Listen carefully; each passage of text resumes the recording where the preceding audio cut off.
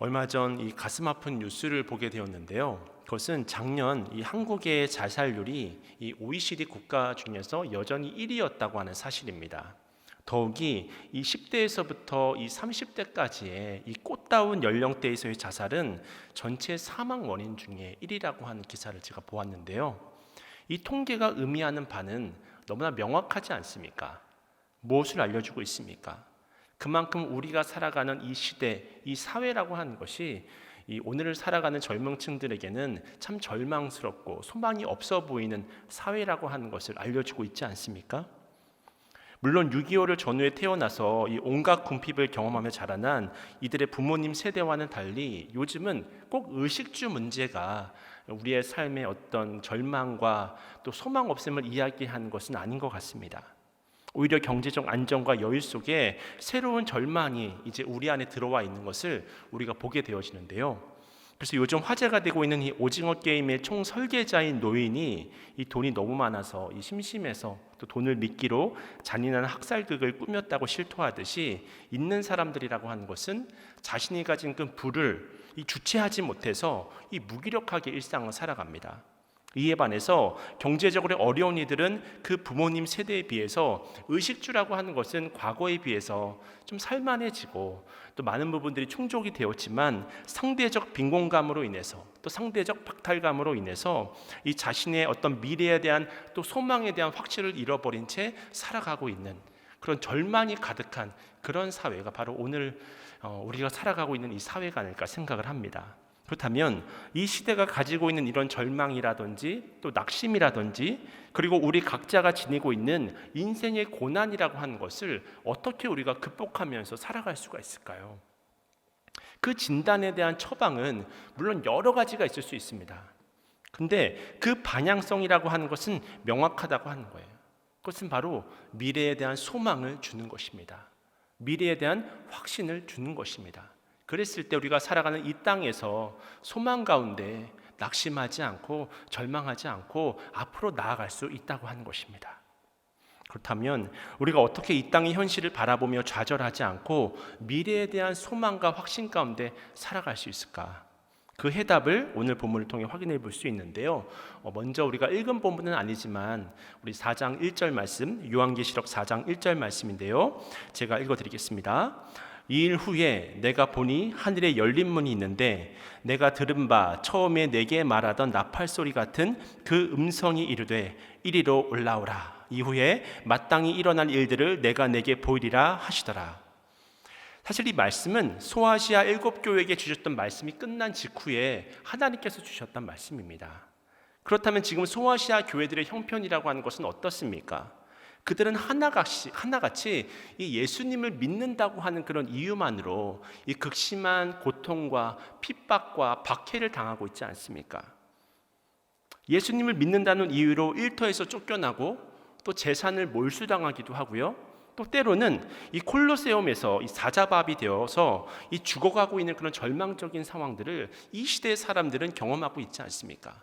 그 끝이 언제일지를 모릅니다. 이 로마의 압제라고 하는 것이 언제 끝날지도 모릅니다. 이 고난이라고 하는 거, 이 핍박이라고 하는 거, 이 박해라고 하는 것의 끝을 모르는 거예요. 그만큼 미래에 대한 소망이 없으니까 더 절망 가운데 살아가는 그런 모습들을 볼 수 있다고 하는 것입니다. 이런 절망적인 상황 가운데 요한계시록 2장과 3장이 끝나자마자 이 주님은 뭐라고 말씀을 하시냐면 1절을 보니까요. 이리로 올라오라고 하는 것입니다. 이리로 올라오라. 무슨 말일까요? 이 혼란스러운 땅만 바라보며 이 절망할 만한 상황만 바라보며 슬퍼하지 말고 하늘을 바라보라고 하는 것입니다. 하늘에서 지금 어떤 예배가 드려지는지를 보라고 하는 거예요. 그러면서 천상의 아름다운 예배를 이제는 요한에게 환상으로 보여주시는 것입니다. 이 환상이 반모섬에 갇혀있던 요한뿐만 아니라 박해당하던 그 수많은 초대교회 성도들에게 얼마나 큰 위로와 힘이 되었을까요? 결국 우리의 시선이 어떻게 이 땅의 비극적인 상황에 머물지 않고 하늘의 영광을 바라볼 수 있을까? 하나님을 바라볼 수 있을까? 그것은 바로 예배를 통해서 가능하게 됨을 믿습니다. 이것이 오늘 본문이 우리에게 말씀해주고 있는 것입니다. 그렇다면 어떻게 하늘의 영광을 바라보게 하는 예배가 우리가 처한 그 삶의 현실 가운데 누리고 있는, 당하고 있는 그런 고난과 또 아픔과 때로는 좌절과 전망을 이겨낼 수 있는 힘이 되는 것일까? 그게 좀 본문을 근거로 해서 좀 두 가지로 나누어서 말씀의 은혜를 나누고자 하는데요. 먼저 그 첫 번째로 우리는 어떻게 이 예배로 고난을 이길 수 있을까? 왜냐하면 참된 예배는 하나님의 임재를 경험하게 되기 때문입니다. A.W. 토저는 이것이 예배이다라는 책에서 이렇게 이야기를 했습니다. 하나님을 경배하고 찬양하는 것이 우리의 의무인데도 복음주의적 교회에서 예배는 잃어버린 보석이 되고 말았다. 면류관이 있지만 이 면류관에는 보석이 박혀 있지 않다. 지금 교회는 온갖 장식품으로 화려하게 빛나지만 정작 빛나야 할 보석인 예배는 실종이 되었다. 예배가 없다고 하는 것이 아닙니다. 다만 우리가 드리는 예배를 이제 실종이 되었다고 표현을 하고 있다고 하는 것입니다. 왜 토저는 이런 말을 할 수밖에 없었을까요? 그것은 바로 예배 가운데 예배의 본질인 하나님의 임재를 상실해 버렸기 때문입니다. 다시 말해서 예배가 예배되기 위해 가장 중요한 것은 바로 우리의 뜨거운 찬양 또는 우리가 드리는 어떤 뜨거운 헌신이 아닌 하나님의 임재에 있다고 하는 것입니다. 즉 예배를 받으시는 하나님의 임재가 없다고 한다면 그것은 예배가 될 수 없다고 하는 거예요. 오늘 본문에는 하늘 보좌에 앉으신 성부 하나님을 소개한 다음에 이 무엇이 펼쳐지는가 보니까요, 천상의 예배가 시작되고 있는 것을 확인할 수 있습니다. 그렇다면 그 천상의 예배라고 하는 것은 지금 어떻게 시작을 하고 있는 것일까? 우리 요한계시록 4장 5절 말씀 우리 함께 한번 읽어보도록 하겠습니다. 요한계시록 4장 5절 말씀 함께 읽습니다. 시작. 보좌로부터 번개와 음성과 또 우레소리가 나고 보좌 앞에 켠 등불 7이 있으니 이는 하나님의 7 영이라. 요한이 하늘로 올라가 보좌에 앉으시니 이 찬란한 영광 가운데 계신 이를 보는 순간 이 무슨 일이 일어났다고 지금 기록을 하고 있습니까? 보좌로부터 번개와 또 음성과 또 우레소리가 났다고 기록을 하고 있잖아요. 그렇다면 이것이 무엇을 뜻하는 것일까? 이것이 어떤 소리인지 알기 위해서는 이것이 처음 나타났던 구절을 우리가 한번 추적해 볼 필요가 있는데 그 본문은 바로 출애굽기 19장 16절 이하에 나타나는 것을 우리가 확인할 수 있습니다. 제가 출애굽기 19장 16절 이하의 말씀을 읽어드립니다. 셋째 날 아침에 우레와 번개와 빽빽한 구름이 산 위에 있고 나팔 소리가 매우 크게 들리니 진중에 있는 모든 백성이 다 떨더라. 모세가 하나님을 맞으려고 백성을 거느리고 진에서 나오매 그들이 산 기슭에 서 있는데 시내산에서 연기가 자욱하니 여호와께서 불 가운데서 거기 강림하심이라.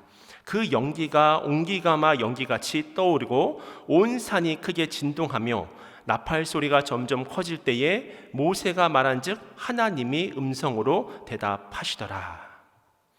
이 본문에서 우리가 좀 주의를 기울여 보아야 할 단어들이 있는데요. 그것은 바로 이 번개라고 하는 단어, 또 음성이라고 하는 단어, 이 뇌성이라고 하는 그런 단어들입니다.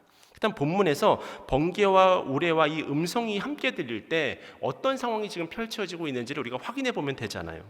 그것은 바로 하나님이 강림하셨다고 출애굽기는 이야기하고 있다고 하는 것입니다. 하나님이 임재하신 것입니다. 하나님이 나타나신 거예요. 그래서 하나님이 말씀하신 것입니다. 이것은 요한계시록에 계속해서 등장하는 이 단어들인데요. 요한계시록 8장 5절 말씀, 또 요한계시록 11장 19절 말씀, 또 요한계시록 16장 18절을 보시면 7인을 떼신 후에 7 나팔을 부신 후에 또 7 대접을 쏟은 후에 하나님의 강림이 나타났는데 이 세 가지 현상이 이 동반해서 나타나는 것을 확인할 수 있습니다. 그래서 이 세 가지 현상이 나타날 때 우리는 무엇을 확인할 수 있는 것이냐면 하나님의 임재를 확인할 수 있는 것입니다. 대표적으로 요한계시록 16장 17절과 18절 말씀만 제가 좀 읽어드리면요. 7째 천사가 그 대접을 공중에 쏟음에 큰 음성이 성전에서 보좌로부터 나서 이르되 되었다 하시니 번개와 음성들과 우레소리가 있고 라고 되어져 있죠.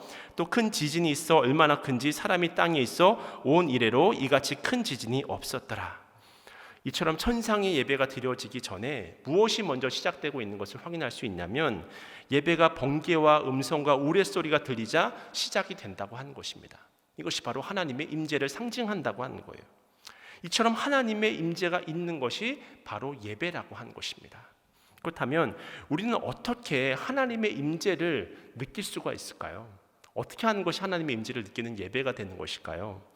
사실 모든 크리스천의 마음속에는 하나님의 임재를 경험하고 싶은 그런 갈망을 가지고 있잖아요. 누구나 다 그런 갈망이 있지 않겠습니까? 이런 갈망이 없다면 크리스찬이라고 말을 할 수가 없겠죠. 다 갈망이 있는데 어떻게 그것을 느낄 수 있을까?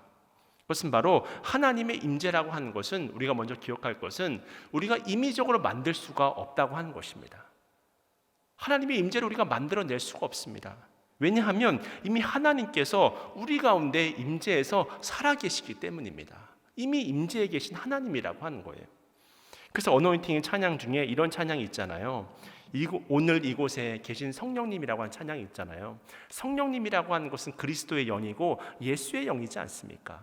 이미 우리 가운데 임재해 계시다고 하는 것입니다. 하나님의 임재라고 하는 것은 우리들이 어떤 노력을 했기 때문에 경험하는 것이 아니라고 하는 거예요. 이미 우리 안에 임재해 계신 그 하나님을 우리들이 경험하고 또 바라보고 느끼는 것이 너무나도 중요하다고 하는 거예요. 저는 오늘도 예배를 드리면서, 이 원고에는 없는 내용이지만 예배를 드리면서 하나님의 임재를 느꼈습니다. 찬양을 하는데, 오늘 말씀을 근거로 한 그 마지막 찬양을 부르는데 거룩하다 거룩하다 그 하나님을 찬양하는데, 그 거룩하신 하나님 앞에 제가 딱 선다고 생각하니까 그 임재가 저를 압도하더라고요. 은혜가 저를 압도했습니다. 그렇게 우리는 하나님을 경험하는 것입니다. 이런 임재를 경험했던 대표적인 사람이 바로 하나님의 임재 연습이라는 책으로 유명한 로렌스 형제인데요. 이 로렌스 형제가 이런 말을 했습니다. 그리스도의 고난을 경험하는 것이 나에게는 큰 축복입니다.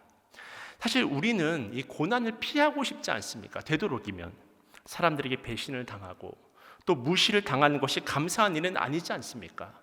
때로는 심각한 질병을 경험하고 죽음과 고통 앞에 서 있는 것은 감사할 일이 아니라 두려움의 순간이죠. 피하고 싶은 순간이지 않습니까? 하지만 로렌스 형제는 그 고난이 축복이라고 이야기를 합니다. 왜냐하면 자신이 고난을 당함으로 예수 그리스도의 십자가를 이해할 수 있고, 자신이 고난을 당함으로 예수님의 수치를 이해할 수 있다고 이야기를 하는 거예요. 그래서 감사하다는 거예요. 그래서 죽음까지도 두려워하지 않게 되었다고 그런 이야기를 합니다. 이것이 얼마나 놀라운 고백입니까? 그래서 하나님의 임재 연습이라는 책을 보면 이런 내용이 기록되어져 있는데요. 제가 책에 기록된 내용을 그대로 한번 읽어드리겠습니다.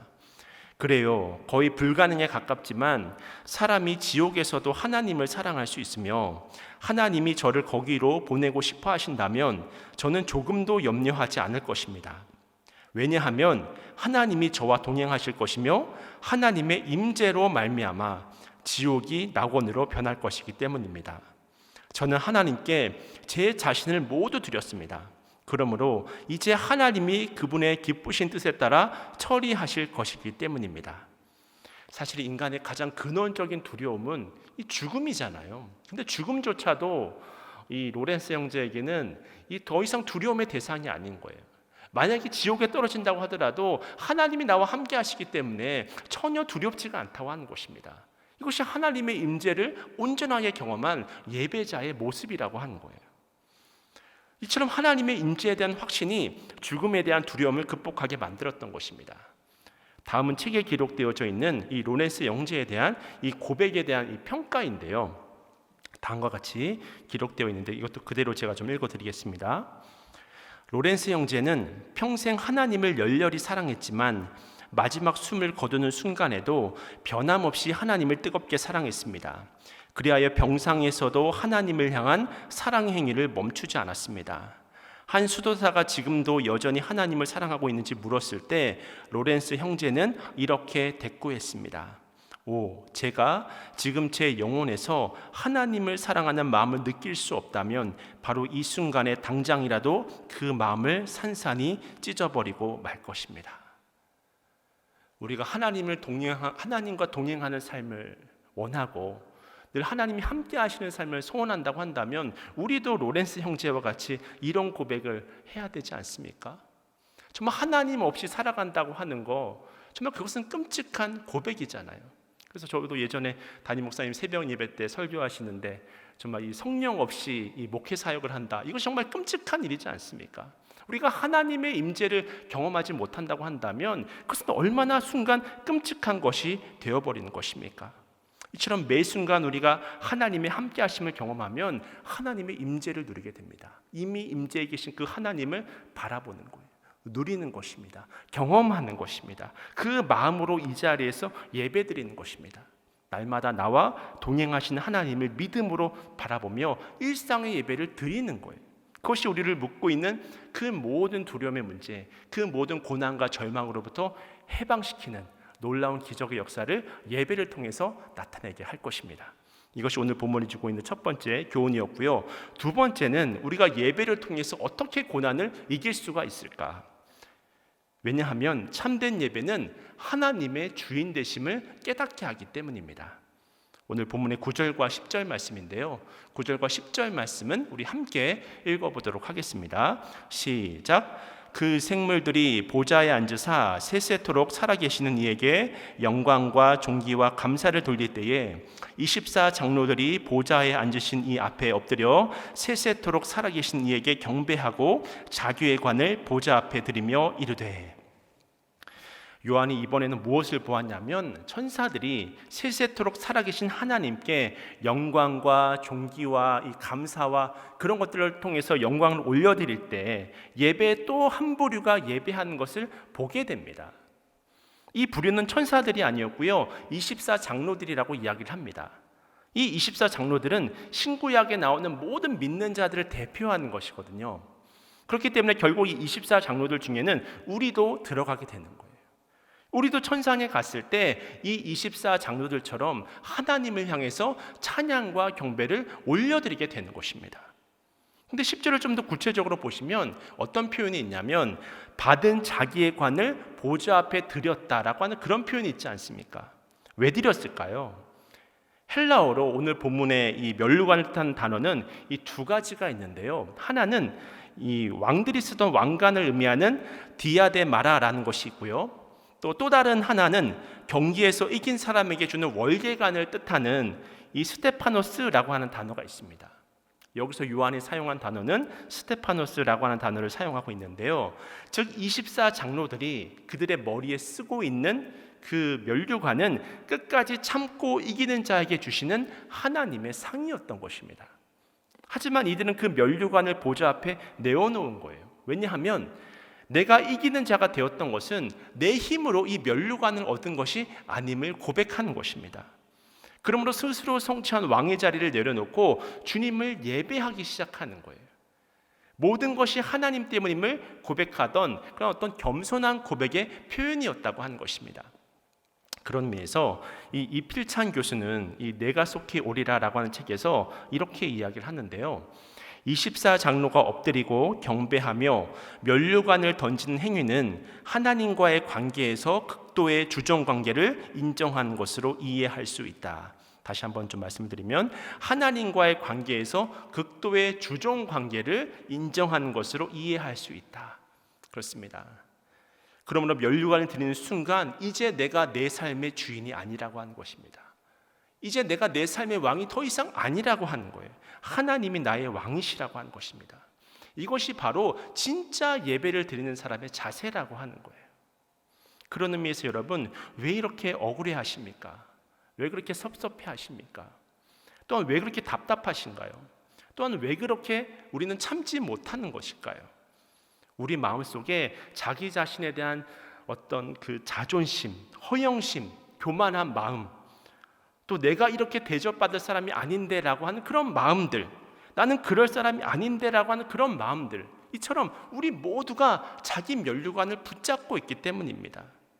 그러니까 그렇게 섭섭하고 그렇게 억울하고 그렇게 못 견디겠는 것입니다. 우리는 하나님을 예배한다고 하지만 실제로 이 대부분의 사람들은 자기를 예배하거든요. 내가 좋으면 다 좋은 것입니다. 반대로 내가 안 좋으면 다 안 좋은 거예요. 모든 것의 중심에 누가 있습니까? 내가 있다고 하는 것입니다. 여전히 내가 면류관을 쓰고 있는 거예요. 심지어 이 예배의 자리에 있음에도 불구하고 내가 여전히 면류관을 쓰고 있는 것입니다. 이것이 우리가 가지고 있는 진짜 문제라고 하는 것입니다. 이 면류관을 붙잡고 있는 동안에는 온전한 예배가 드려질 수가 없는 거예요. 나를 향한 관심을 주님께 드려야 할 줄로 믿습니다. 그리고는 주님만이 나의 왕이십니다. 여러분, 이 고백으로 나아가시는 거예요.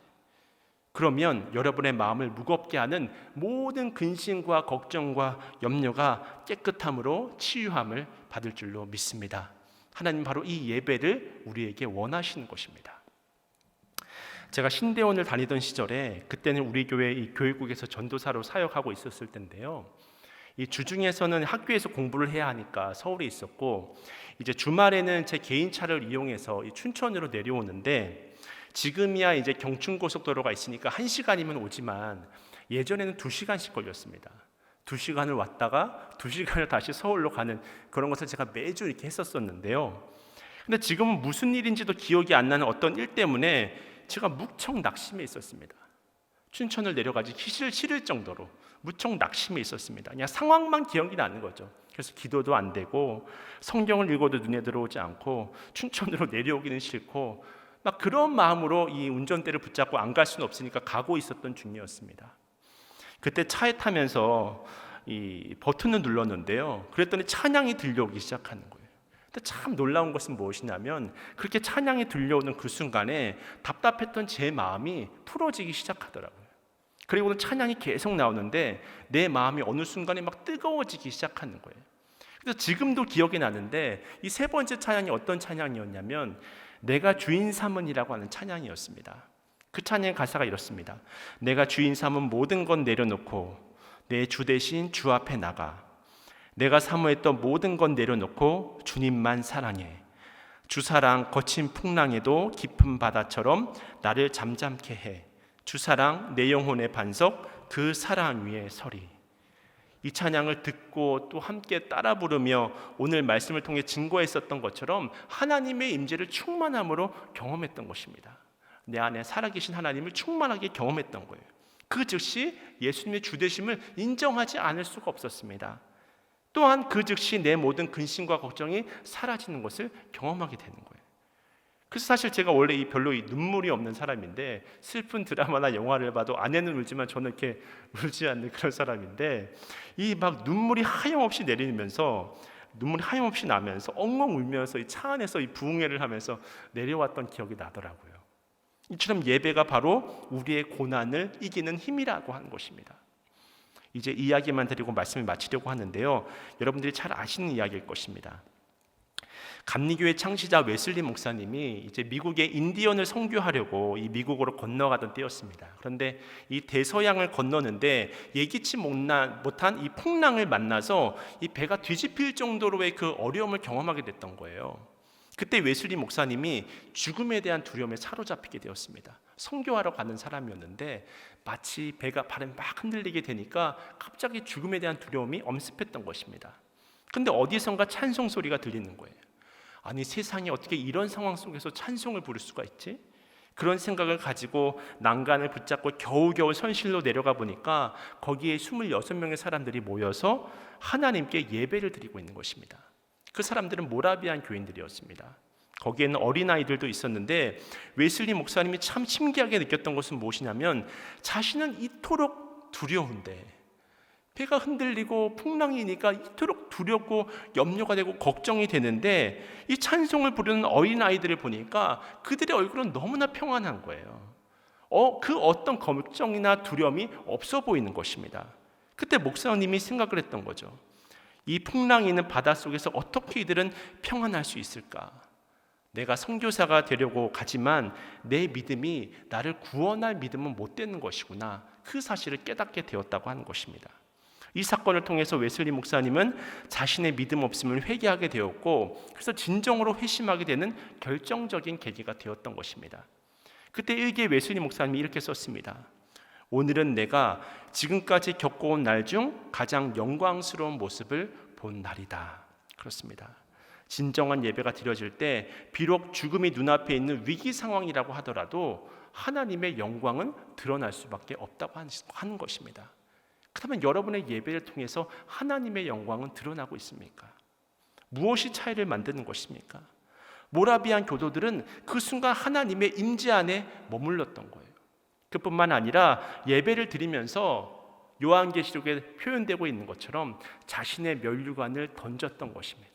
예배를 드리면서 전능하신 하나님 앞에 풍랑도 또 그들의 목숨도 모두 맡기게 되자 이 마음 깊은 곳으로부터 어느 순간 두려움과 염려는 다 사라져버리고 마음껏 하나님을 찬양하는 기쁨과 환희의 찬양을 올려드릴 수 있었다고 하는 것입니다. 그런 의미에서 지금 여러분의 마음에 평안이 사라졌다고 한다면 무엇을 회복해야 하겠습니까? 예배를 회복하시길 축원합니다. 예배를 통해서 하나님의 임재를 경험하시고 하나님의 주되심을 인정하는 거예요. 그때 여러분을 묶고 있는 그 모든 삶의 문제로부터 노임을 받고 참된 예배자로 살아가게 되는 것입니다. 또 그 여러분의 예배를 통해서 하나님께서 영광을 받으시는 거예요. 그렇게 주님만 바라봄으로 온전한 예배로 늘 승리하는 삶을 살아가시는 여러분 모두가 되시기를 주님의 이름으로 간절히 축원을 드립니다.